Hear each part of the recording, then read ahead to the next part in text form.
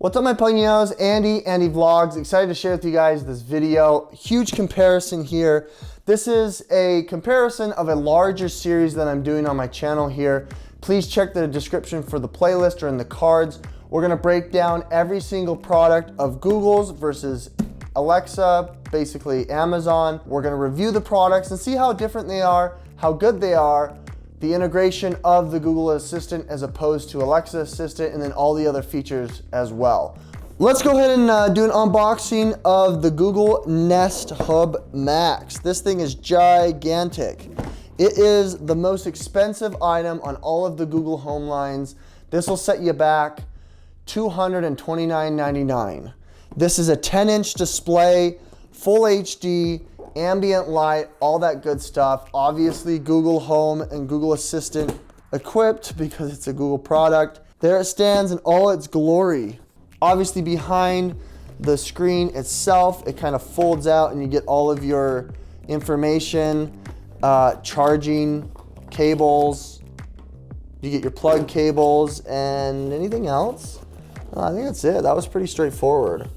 I mean, that's about it. It weighs about 2 to 3 pounds, maybe 4 pounds. It's got the Nest speaker on the back and all of the technology associated. You've got your power plug right there.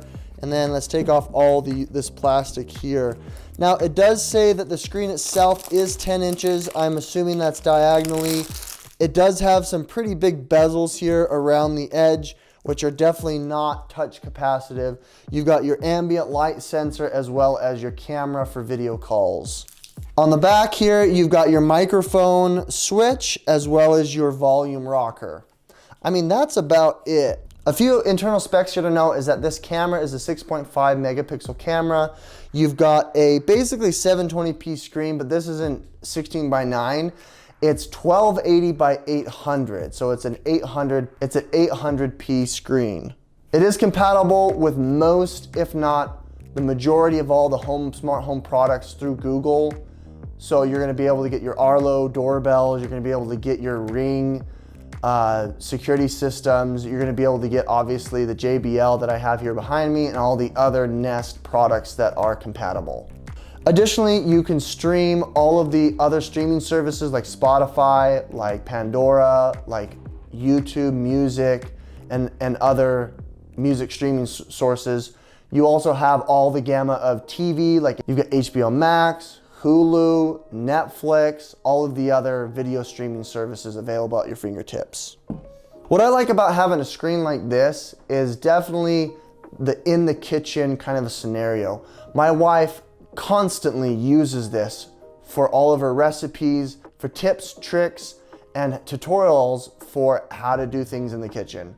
Whether we're making Play-Doh with the kids, whether we're baking cookies, or even, cooking a turkey dinner. This is really nice because, as I've mentioned before, the Google Assistant is great, as well as the interface for baking and cooking is fantastic on this. The real question is, setting this up, is it as easy as they say it is? Also, is the music and sound as good as something like a year-old, 2-year-old product that I've been using ever since they released that JBL? Is it gonna be better than its competitor, the Amazon Echo Show?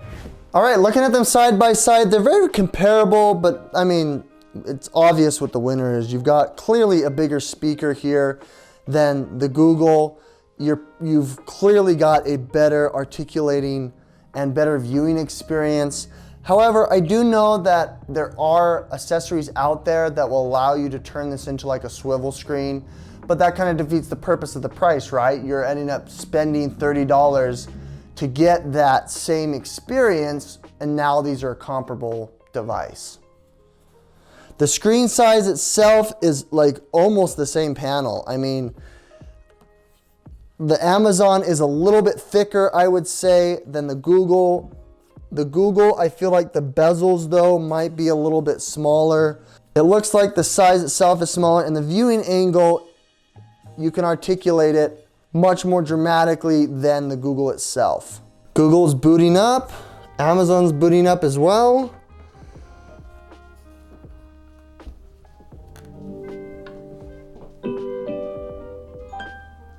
That sounds pretty good.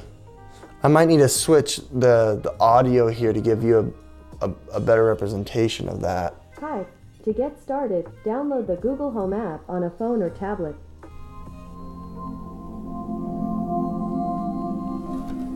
Wow.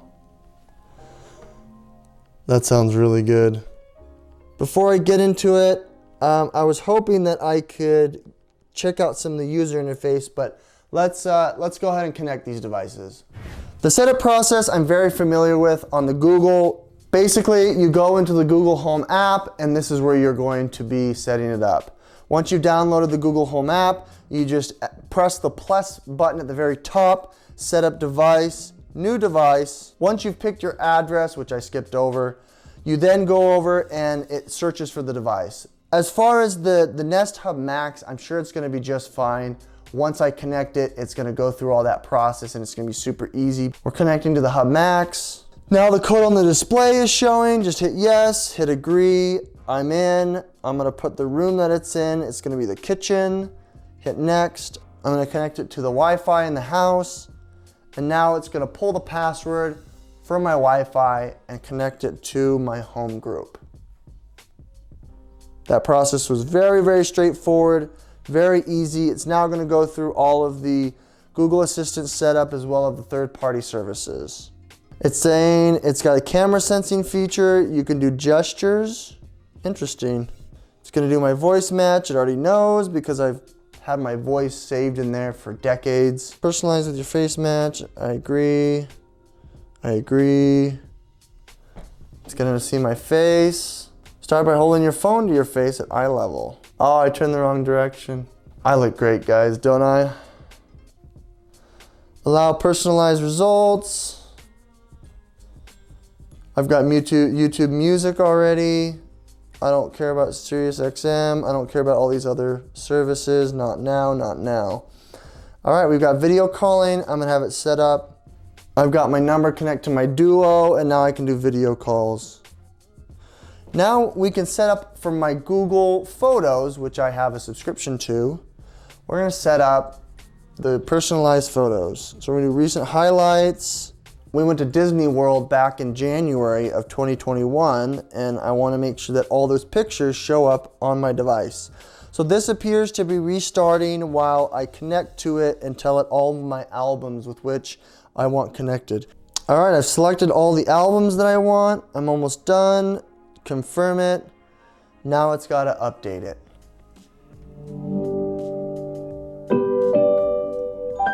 That's very good.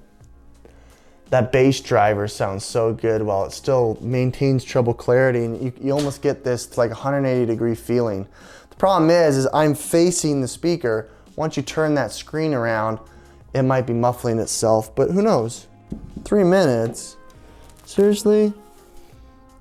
It's taking forever. Okay, so looks like it's done. We'll hit next. The back side is the camera and mic switch to turn it on and off. You've got the volume rockers. That's basically it. It looks like it's ready now. Okay, so on the Kitchen Hub Max, you can turn it into a Nest Cam. It's basically an indoor camera. So I'm gonna go ahead and set that up. Privacy guidelines. Scan the QR code. I've scanned it. Now it's joining the device, and I'm gonna have this as a separate camera within my home group. Cool, green light shows, it means that the camera's on. When it's blinking, it's live streaming. Nest app can give you all your cam features, okay? It's gonna pull up the Nest app. I've already got my thermostat in the Nest app. Now I'm gonna have this thing. Yes, yes, all done. All right, it's showing that my cam is off, and there it is. It's a pretty decent camera. Again, it's a 6.5 megapixel. It does seem to be very, very wide, a wide angle for sure. I've given it access to talk. Now you can hear it, and it's echoing bad. It's really loud. Within the camera itself, you can set it with a schedule. Basically, again, this is gonna be your indoor security camera. You can have the home away on, schedule, notifications, activity zones. You can have it do this kind of AI awareness kind of a thing. Now, as far as how it appears in your home on the Google app, As you're scrolling through, you got to find the room that you put it in. And now I've got the Kitchen Hub Max. You can click on it. You can see what it's playing, it's audio, and then you can click on a new button there that toggles the camera itself as like a self-aware security camera. What's nice is it's also just like any other hub where you can go in and show the device information. You can connect to it via Bluetooth. You can change the equalizer settings and all of that good stuff. Okay, right here on the screen, I just need to go ahead now and press finish setting up, and it's going to go through the introduction and all of the beginning Hi, tutorials. I'm your Google Assistant, here to help you throughout your day. So you can get started, let me show you around. I'm going to say skip. And there it is. It's starting to show my pictures from our Disney World. Now, if you want to go straight to the camera, you just tap that button and it's going to show the Nest Cam. The green light again shows that it's active. I have to go into the settings to make sure that it doesn't turn on during times that I'm at home and active. By swiping this way, you get to the clock. You can go back and it shows you your preview. You swipe the other way, it then takes you into the Google Assistant features. Now, if you swipe down, it gives you that kind of setting interface where you can see the thermostat, you can see some of your routines and some of your other rooms. This is also obviously the built-in home app that you can go through and see all of your different speakers and devices and appliances that you've connected to your group. Swipe this way to get out of it. You can change the climate, then you can go into the TV and start playing music. You can obviously talk to it normally like you would, but here's also another place that you can go in and control your devices. As you swipe further in, it starts to go into more of your preferences, like if you have news or you have YouTube channels that you like. If you have other services that you want to pin kind of to this teaser taskbar, it'll show you fun games that you can be a part of, podcasts that are interesting to listen to. What's a nice feature of the Hub Max here is you've got the integration of the video meeting. So you can go in here and you can start a Google meeting just like you would normally if you have it connected to your account and start a business meeting when you're in the kitchen. I don't know why you would want to do that. You can make a call, you can do a Zoom meeting as well, which I think is pretty cool, and you can even broadcast throughout your house. What's the message? I like this Google Nest product. I'm not going to switch. All right, broadcasting now. I like this Google Nest product. I'm not going to switch. So you can hear the delay as well. It's not synchronized, but that's okay. It went throughout my whole house. As you go through, you can then make a call through Duo. That's just an audio call. You can send a video message. You can call another room, which is kind of cool, a new feature. And you can broadcast to a specific room itself. Further going on, you've got this new tab called Family, which they're trying to push here that Google is a family product, a family.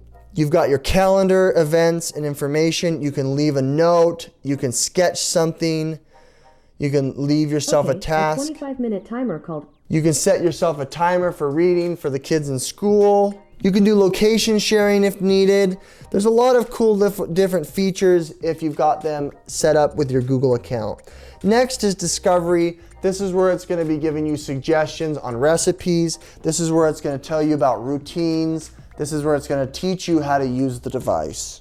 You can literally just tell your assistant, good morning, and that trigger word is going to tell her to show you all the news, tell you your agenda, set timers, turn lights on, turn music on. I don't know why I'm doing this. Give you reminders that you've set previously. I don't really utilize that because I don't find myself really needing to do that in my day.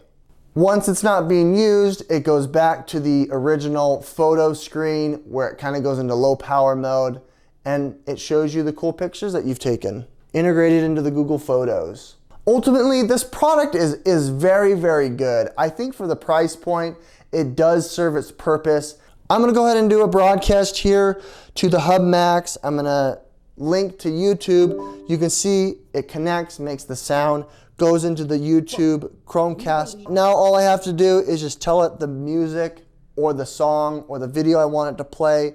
I go in and hit play, and it's gonna go ahead and play what I sent it to my phone. This is no copyright sound, so hopefully this doesn't get flagged. But let's test how well the sound is. It's getting harder, you turn my heart up, throw me in water. Wow. I'm getting higher, just to feel ya, cause I need to.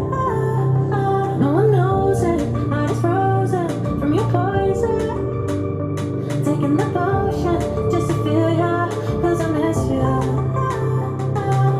Oh my God, can't stop you like heroin. And I love you, God, there's no settlement. I got the tune, Wait for that drop. I think I'm overdosing. I think I'm overdosing. Turning down the music here, this really isn't a good way to show off to you guys how well this sounds. I'm using a lav mic, it's not a very high quality, and it could be just, it could be peaking throughout that whole demonstration. You guys will be the one to tell, but this sounds really, really good. The bass drivers are very, very strong and punchy. You can feel it, it vibrates my table.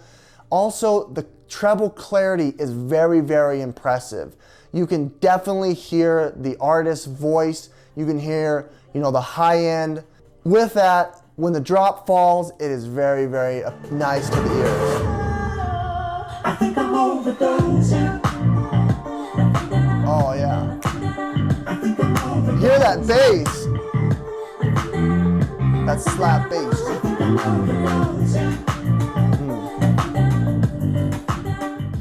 What's really impressive here are the high and lows of the sound itself.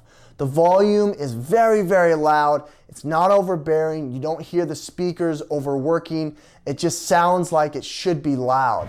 With that said, folks, thank you so much for watching this content. Remember, this is a multi-part series. Nonetheless, if you're in the ecosystem of the Google family and you don't have the means to move, I recommend this being next on your short list of upgrading your home entertainment system. The sound is fantastic, the integration is decent. I'd give this a solid 9 out of 10. Despite the price point and its inability to articulate or change the viewing angle, I still think the features here are really nice. Having that camera, Nest camera integration is fun, as well as all of the Google ecosystem that you are tying into. Check out the playlist down in the description and also in the cards for its competitor on the Amazon side and any other products that I have reviewed in this whole smart home series that I'm doing. Thanks so much for watching. My name is Andy with Andy Vlogs, signing out.